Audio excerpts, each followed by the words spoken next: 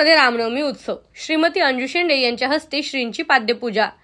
शिर्डी येथे श्री रामनवमी उत्सवाच्या मुख्य दिवशी समाधी मंदिरात साई संस्थांच्या अध्यक्षा तथा प्रधान जिल्हा न्यायाधीश श्रीमती अंजू शेंडे सोनटक्के यांनी त्यांच्या पती प्रेमानंद सोनटक्के यांच्या हस्ते श्री साई पाद्यपूजा पार पडली।